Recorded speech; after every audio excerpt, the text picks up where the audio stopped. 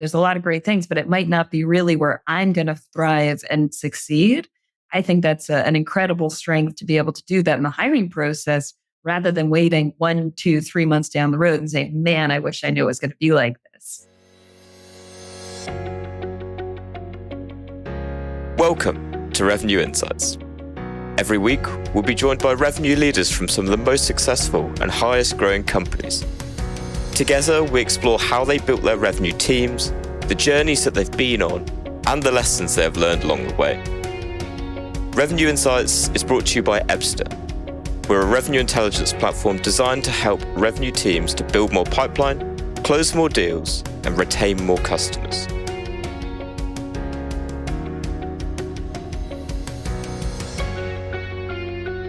Hello there. You are listening to Revenue Insights. Today, I'm joined by Jennie Drimmer, Chief Revenue Officer at Thomas International.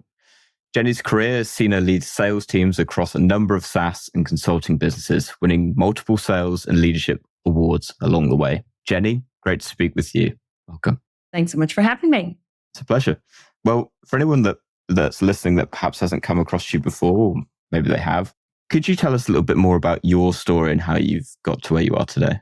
Sure. So I always describe myself very much as an accidental salesperson. Early in my career, I was a dancer. I worked in nonprofit. I very much intended to work in the nonprofit space and then made my way into the for-profit world when I joined CEB Corporate Executive Board, which is probably best known for being the house of the challenger sales, literal approach and methodology coming out of Matt Dixon and the team there. And so I was talent spotted, essentially. And when I joined the revenue world over 20 years ago, there weren't a lot of people that looked like me. So, it was very much male heavy function. Most of the women tended to go into customer success. And I was very lucky in that someone said, you know what, Jennie, you've been working on these projects to launch these programs for finance leaders in Europe. Why don't you go and actually do the selling? And I kind of said, really? Are you sure? And it ended up being a great match and a great fit. So a lot of the core skills that I had in terms of curiosity and verbal prowess and tenacity, as people who work with me still will say, were great fits for that. But I didn't have someone that allowed me that bridge to that career. And so I spent a long time at CEB, saw it through many different guises, and move on from CEB when it became part of Gartner and moved on to the SaaS space and specifically staying within the HR domain, which has come to be my home over the last 20 years.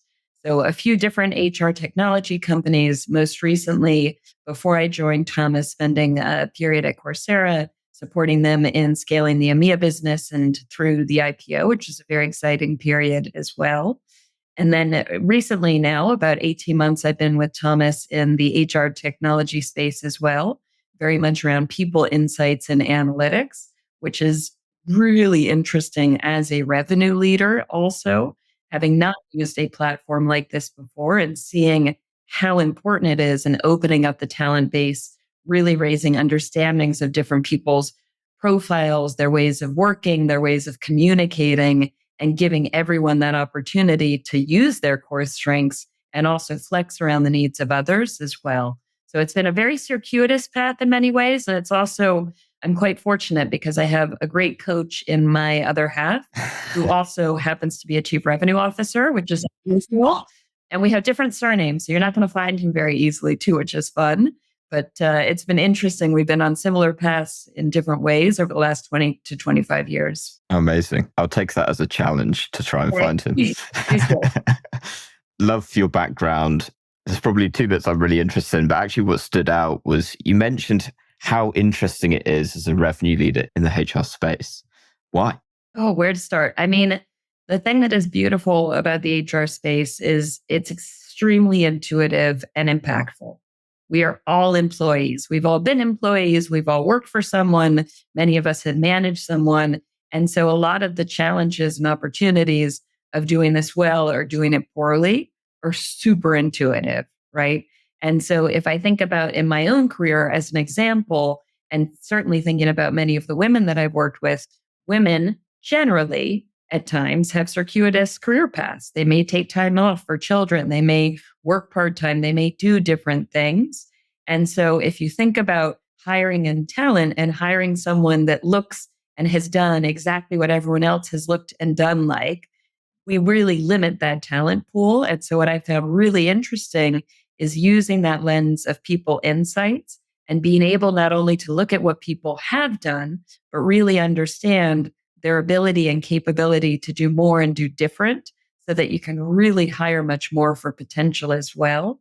That for me is just one example of why that melding of HR technology and revenue is such an interesting interplay, because it's something that certainly I can use very personally in my own workflow here at Thomas as well. I agree. It's very interesting. And it feels very relevant and timely certainly in like our world. So from like a sales perspective and some of the analysis that we've done, specifically rep churn is up from 22 to 36% year on year. So there's evidently through a lot of B2B companies, for those folks that are falling short of their targets, that as I think has become commonplace in sales, you've always got this revolving door policy in a way. And I'm very curious in your world and perhaps not just sales alone, but how you actually apply your own technology to ensure that you aren't in that situation, right? Because the idea being is that you're making the right hires in the first place and you're making the right investments to further down the line ultimately not need to have that revolving door. Yeah, absolutely. So, I think there's such a bias to hiring from the big brand names that we know, right? And just as you worked at one of those big brand names doesn't mean that you actually shape their ultimate success within that process. So I think that's a really important piece of things. And when you think about trying to understand people, if you're coming into a scale up or for a more early stage business that's really reinventing itself in a lot of ways as we are, my ability to hire for ambiguity acceptance is hugely important. If you have low ambiguity acceptance just in your core DNA, a business that is dynamic and changing and moving really quickly is going to frustrate you hugely. And I'm not doing that candidate any favor or the business any favor to hire them in here, irrespective of their many talents. And I think it's really important because, especially in certain economic environments like this one, that hiring conversation gets to be very one-sided. And I always, when I'm doing interviewing, I talk with them, it's a mutual fit.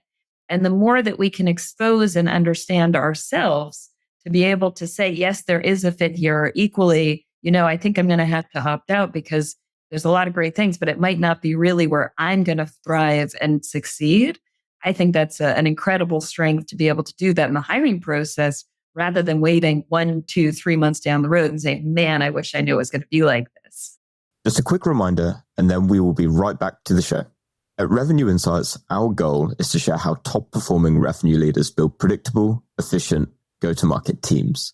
Every week, we speak to the brightest minds, and every quarter, we release the latest findings from our analysis of billions of dollars in pipeline.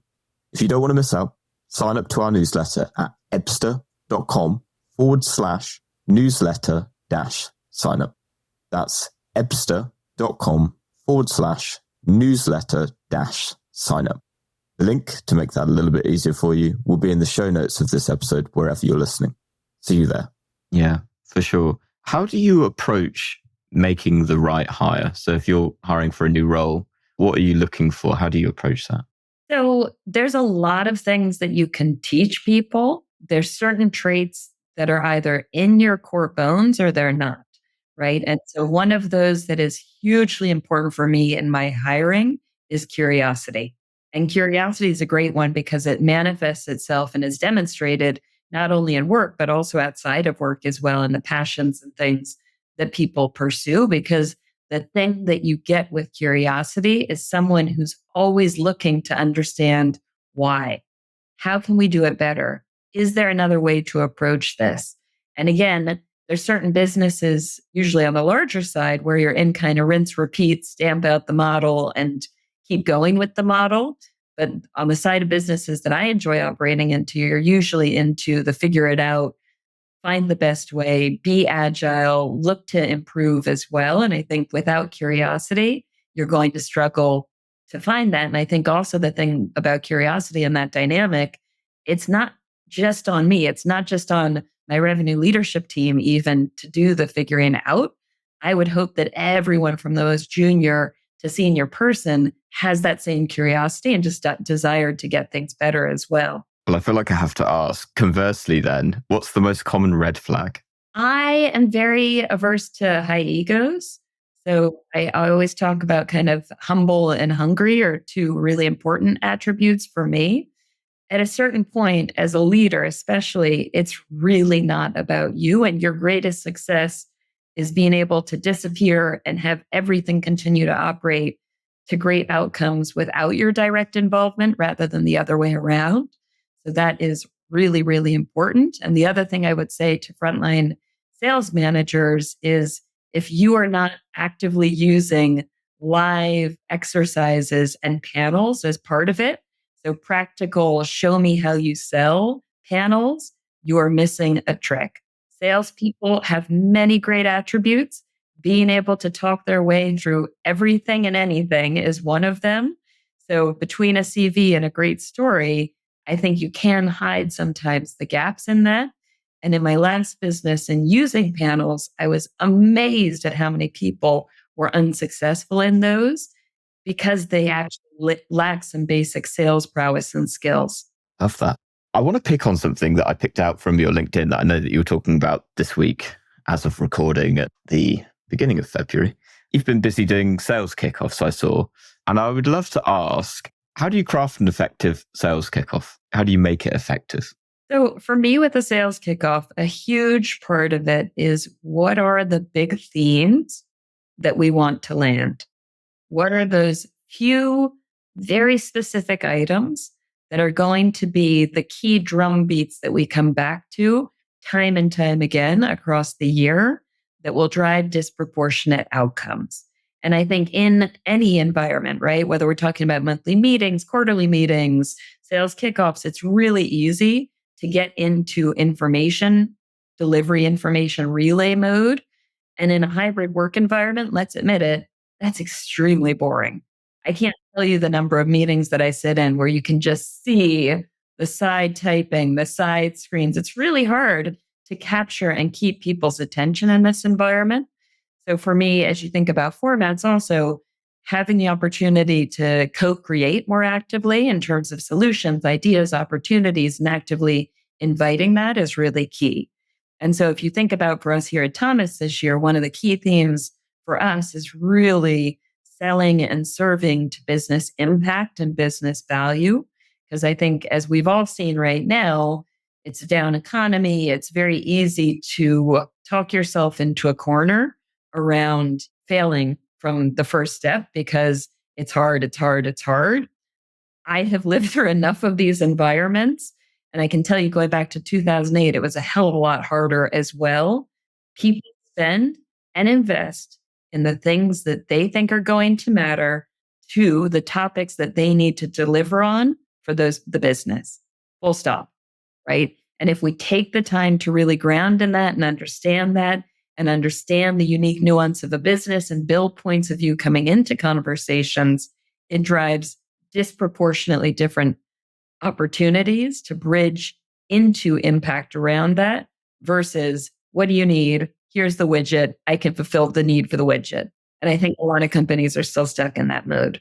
I have two questions and I don't know which way to go. Let's start with, I'm actually just really interested myself. Why do you think, going from 2008, when it feels like a lot of, we've been there before. And I'm very interested why we kind of slipped away from the importance of building business impact case through to, and we kind of forgot about that for seemingly about a decade. And now it's like, oh, yeah, we are supposed to be doing that, aren't we? That's what gets people to buy. I mean, in theory, in my head, had we continued that, then we would have seen even more success in the last 10 or so years. Now, that's an opinion, but I would love to hear your opinion on perhaps why we have slipped out of that habit of really building those compelling business cases. So my husband puts it really well. I was telling you before we started, my husband's a CRO. So he's, one of my greatest advisors and many interesting dog walks Yeah. and conversations around some of the challenges we're mutually experiencing. And I think, he puts it really well, which is growth hides many cracks. And that is foundationally what's happened. When it's not and the business is easy, it's really easy to get inured with some weaker behaviors where we get a little bit more lazy, quite frankly, about our ways of selling and servicing clients. And we take their business for granted that bit more. And so I think the nice thing, quite honestly, about a down economy is it shines a light on what's working and what's not. And it allows you to get your house in order. Hopefully, it doesn't take a down economy, quite frankly. Yeah.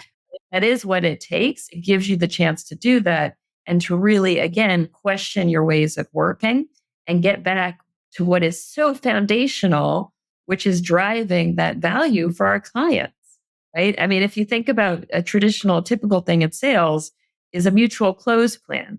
A client doesn't care about closing the deal. It's about a mutual go live plan, right? It's about what we're actually going to be doing with them. So I think it's really that difference in thinking and just being really obsessive about the impact and value that you're looking to have for your clients and caring about that well beyond point of signature across both sales and customer success as well. I love that quote. Hopefully that makes it easier for me to track him down, Jenny. And so I'll come back to the other question I had in my head because it's so relevant to that, which is in your sales kickoff, how are you communicating to your team? This is how we should be communicating business impact. This is how we are going to approach it this year. So for me, it's a really important piece, which is you got to know your clients, right? And so foundationally, and I talk about this all the time for anyone on my team listening to this, foundationally, a company cares about three things, which is growing, saving cost, and reducing risk. And so I don't care how junior your buyer is. I don't care where you are sitting within the org. Even though what we're talking about may sound really micro, it is, in my opinion, our job and opportunity to almost bungee cord them up to understand what's the connection between this and that cost initiative that I saw your CEO was going in and talking about. But again, our opportunity as reps is not to meet them where they are. It's to help advise them and make those points of connection. But we can only do that when we've done the heavy lifting, the due diligence, the curiosity wrap, if you will, to be informed and to understand, just as you did coming into our call today, for example, that level of due diligence into every conversation we have, that's where opportunity comes from for all of us. Are you changing your go-to-market approach anyway to kind of adapt to the kind of down economy that we're in at the minute? And if so, how so? And if not, why not? Yeah, so we are in a few different ways, right? So I think one of the exciting things that we've shifted this year is that we've created a team focused on our scaled clients. So clients that are on the lower end of spend with Thomas, who are super, super clients of ours. And we do really, really great work together. But again, we need to work with them and meet them where they need us, which is usually much more reactive and tactical and just, help me find this, help me get to here, versus some of our large scale enterprise and strategic clients that need much more strategic and proactive support. So we've done a lot to evolve our approach so that we disaggregate the different types of clients that we have and can meet them where they are and make sure they're getting value at the right points of time from us. So that's been a key one. The other one with our customer engagement team, which has been very exciting, is we just this week, just yesterday actually, so fresh off the press, Love this. we launched a customer community, which given the thousands of companies that we work with globally and hundreds of thousands of accredited practitioners that know us at different points in their career, is an incredible opportunity for them to learn from each other, to learn around the use cases they're looking to apply our tools in, and to have that much more self-service access to some of the resources that they want to as and when they need to on demand. So that's been a really exciting initiative as well. Again, because I think it's about meeting customers where they are and doing that with haste rather than making assumptions around that. Yeah, I love the premise and the concept. And I love this idea of bringing everyone together, particularly when they are sharing their own experiences of the product at that point, rather than, it being dictated almost by the company itself. Instead, it's all of the users then being able to share the value and experiences that they're getting from it. Yeah, yeah, exactly. And I mean, it was funny. Even just today, I had someone say, "Yeah, we should push out an update and a campaign on X, Y, Z." And I said, "You've got to remember, we have a very small number of people who opt into our database, as is with most businesses, right? I mean, I opt out dozens of times a day to simplify my own workflow, but I also want to be able to go to the places that I have access to get the information that I need as and when I need it." So I think that's a really important evolution in meeting our customers where they are. And again, doing that on a much more scalable basis for our businesses as well. What would you say, and I'm going to come at this from a sales perspective, because it's very much in line with a lot of the things that I've been talking about with quite a few different guests on recently. What would you say differentiates your top performing sellers compared to some of the others that you're trying to get kind of above the waterline? So I think it's really that idea of slowing down, right? So I was on with a couple of calls today with my sales team, and one of them put it beautifully and said, basically, "I'm going to slow us down here." And then he went into really taking the time to understand the need and the why, rather than rushing to the immediate ask, which is very tempting to do because you said you needed this thing and I know I can deliver this thing. But in building that larger opportunity and discussion, we're really understanding the broader impact that we can have, where it's going to add value, and crafting the right solution. Because keep in mind, we've been around for over 40 years. A lot of companies, we're very lucky, come to us and think they know what they want with us. And we can normally do that. But there's usually a much larger opportunity to add value as well, based on what they're trying to achieve, based on areas they don't even know we can help on because we've changed over those 40 odd years. And so I think that's a big part of the premise there. I love that. And I assume this all comes back down to how you are approaching discovery and the kind of questions that you are asking. And so how do you, knowing that and knowing how effective it can be to slow down, how do you approach getting all of your team on board with that and really bringing them up to that level where they are slowing down to listen to what they're hearing and to then start asking the right questions from there to really understand what might be the best solution? So it kind of goes back to why I was sitting on 2 discovery calls. These were early stage initial discovery calls today, because the beauty about sales, no matter how much AI and all the rest of it comes into play, it is a human activity and it is an art. There's no script. There's no recipe A plus B, right? There is a human activity, and how you choose to do it and I choose to do it and someone else will look and should look and feel different and unique to us and our kind of voice as well. And so because of that, coaching is at the heart of everything. And you can sit there and academically say, this is happening, that's happening, the data shows that. Does it really? And so there's some things that I've got hypotheses in my own head. I've got questions in my own head. And I'm zooming in on these calls with my team just to test my own hypotheses. And even in the second call that I was in today, when I debriefed with the rep, which is also important, I shared with him, I was like, I had 2 big learnings from that call for myself. And these are what they were. What do you think? Right? But that's that curiosity as well that I think is really important. Just a quick reminder, and then we will be right back to the show. At Revenue Insights, our goal is to share how top-performing revenue leaders build predictable, efficient, go-to-market teams. Every week, we speak to the brightest minds, and every quarter, we release the latest findings from our analysis of billions of dollars in pipeline. If you don't want to miss out, sign up to our newsletter at ebster.com/newsletter-sign-up. That's ebster.com/newsletter-sign-up. The link to make that a little bit easier for you will be in the show notes of this episode, wherever you're listening.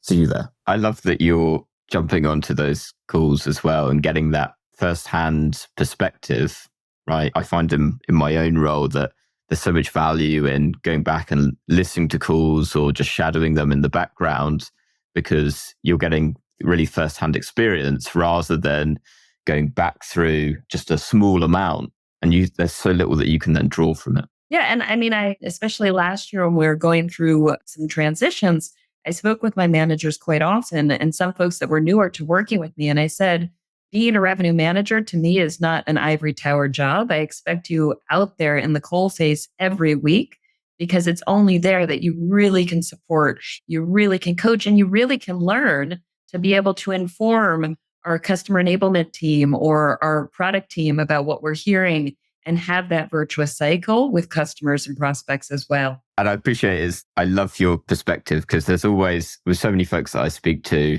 it generally sits somewhere between the art and science of selling. And from just us talking, I'm feeling that you're kind of more over towards the art of selling side.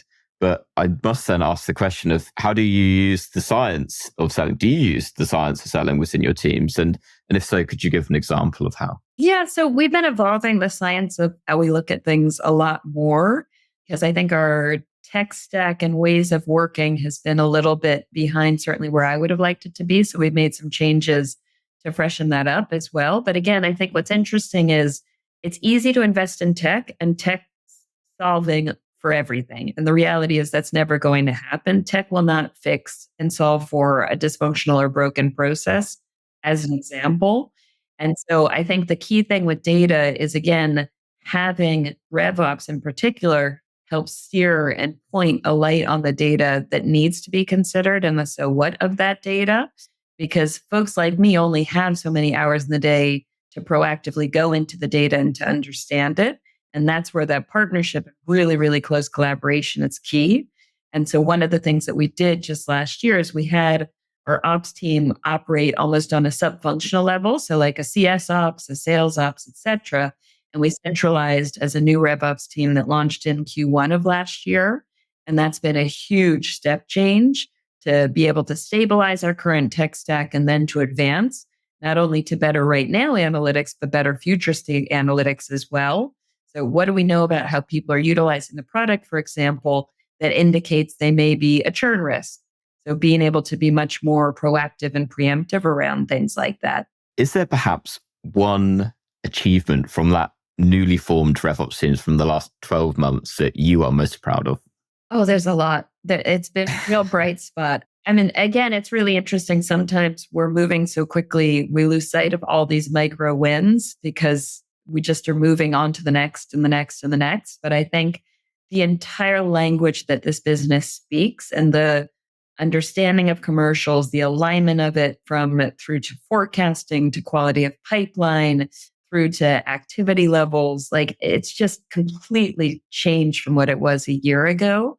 And again, not with a inside, navel gazing view of it's got to be this way just because, but keeping our clients at the center of all of that, because it's about driving the right behavior to get to great outcomes for them. Absolutely. I love that. Jennie, final question. What is one book that you'd recommend to other revenue leaders and why? So again, in line with my profile, I couldn't just do one. Kind of typical. I'll allow it. I'll take two hats. So one, going back to my CEB days, I couldn't not say the Challenger sale because I know it's been around for a long time, but I still think it is just such an impactful piece of work. And if you listen to what Matt Dixon has gone on to since with the Jolt effect, they only continue to build on that data as well as a catalog of work also. So I think that's fantastic. I also am a huge fan with my broader leadership hat on of Brené Brown. So any Brené Brown's work, particularly Dare to Lead, the role of vulnerability, the role of open and honest conversations is really core to how I manage and lead as well. And so that would be my other one. I love that. Actually, with both, I love that I've spoken to a few folks that have worked at CEB previously, and everyone always goes for the Challenger sale. That is a fantastic testimony if there is one. Drank the Kool-Aid. Very effective, clearly. Jennie, thank you so much for your time and your insight today. It's been a pleasure to chat. For anyone that's been listening and maybe has questions or wants to connect and reach out, where can they find you? Yeah, absolutely. So I'm available on LinkedIn, so you can feel free to connect in with me there. If you're interested in understanding a little bit more about how people science can play a role in scaling and hiring up more effective revenue teams also, feel free to drop me a note and I can connect in more directly on that topic. Awesome. I will make sure we put links to all of that in the show notes below, as well as Jennie's 2 book recommendations. Jennie, thank you again. It's been a real pleasure. And to everyone that's listened this week, thank you so much. We'll see you next week. Super. Thanks, Lee. Thanks for listening to Revenue Insights. If you want to learn more, subscribe to our newsletter and we'll deliver every episode straight to your inbox. If you have any questions, feel free to connect with us on LinkedIn. Our links will be in the episode notes. See you next week.